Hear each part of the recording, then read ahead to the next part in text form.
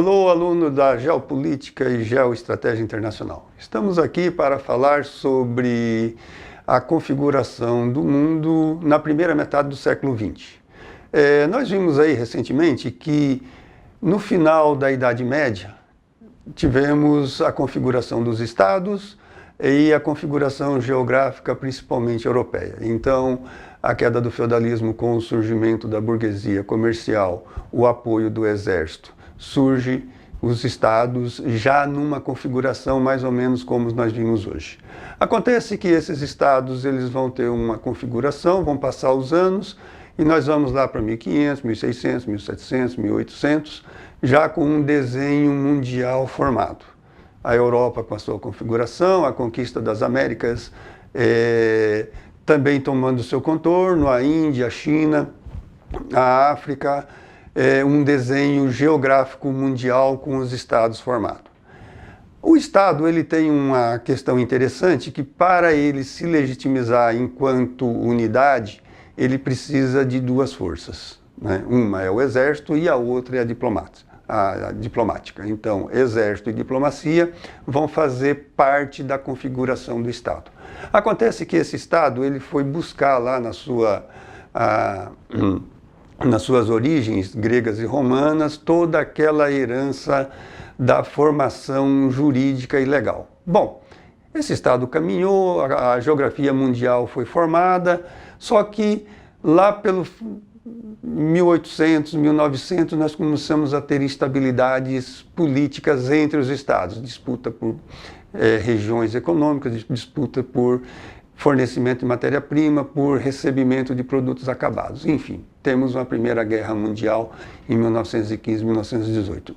Essa Guerra Mundial, ela ocorre na Europa e, ao final da guerra, já em 1917 para 18, entra os Estados Unidos, que até então as Américas não aparecem nesse cenário, entra os Estados Unidos e a guerra termina em 1918 com um desenho interessante. De um lado, uns países chamados capitalistas, com uma pequena liderança dos Estados Unidos, e de outro lado, a Rússia, num desenho onde a minoria, no caso não é a minoria, mas os trabalhadores que viram maioria tomam conta do cenário. Estados Unidos de um lado, União Soviética de outro, isso vai caminhar pela década de 20, de 30, de 40, nós vamos ter ali alguns pontos políticos interessantes, não é? Na Rússia, então, nós vamos ter o Stalin com um modelo socialista, nós vamos ter na Alemanha o Hitler com seu modelo socialista também, nazista.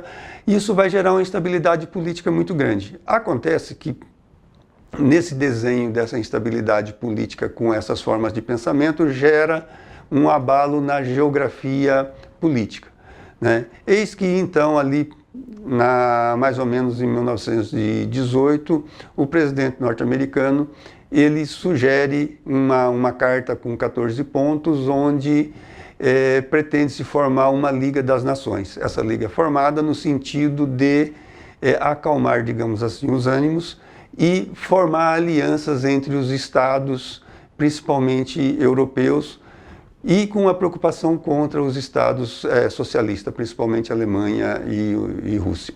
Bom, isso vai caminhar, as relações estremecem ali em torno de 1940, 45, e nós temos uma Segunda Grande Guerra Mundial. Essa Grande Guerra ela vai acontecer nos territórios europeus. De novo, nós temos um redesenho. Aí, dessa vez, então, vai surgir o quê? A Organização das Nações Unidas, que é uma evolução da Liga das Nações proposta pelo governo norte-americano. Essa Organização das Nações Unidas vai procurar, logo após a Segunda Guerra Mundial, formar novamente alianças estratégicas para que não haja mais esse tipo de conflitos. Então, junto com a Organização das Nações Unidas, nós temos a formação de outras organizações, que são o Fundo Monetário Internacional, a Organização Mundial do Comércio, o Banco Mundial, a Organização Mundial da Saúde. Essas organizações elas vão se preocupar com uma aliança estratégica e política no sentido de evitar que novos conflitos surjam.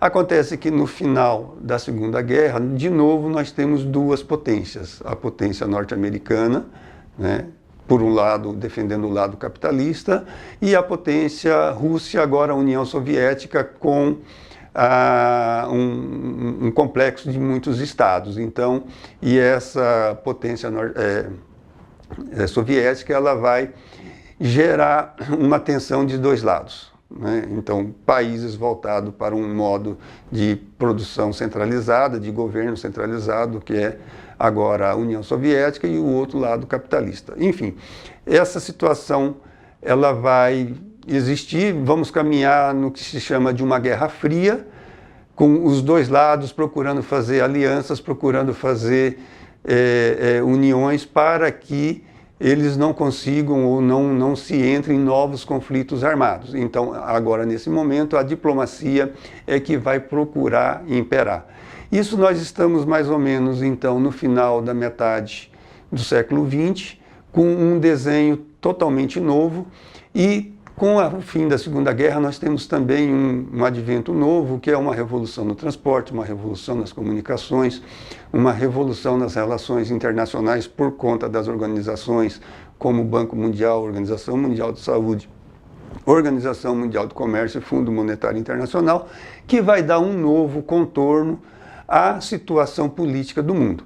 Nesse momento, ainda a África está quietinha, a Índia está quietinha, não se fala muito na China, o Japão está reconstruindo a participação dele na guerra, mas também está quieto, as Américas estão tranquilas. Então, o que nós temos é um desenho geográfico mundial assentado, agora com as novas formas de ação das organizações, tendo um peso muito importante no mundo novo, que vai caminhar para um mundo globalizado que nós veremos mais adiante.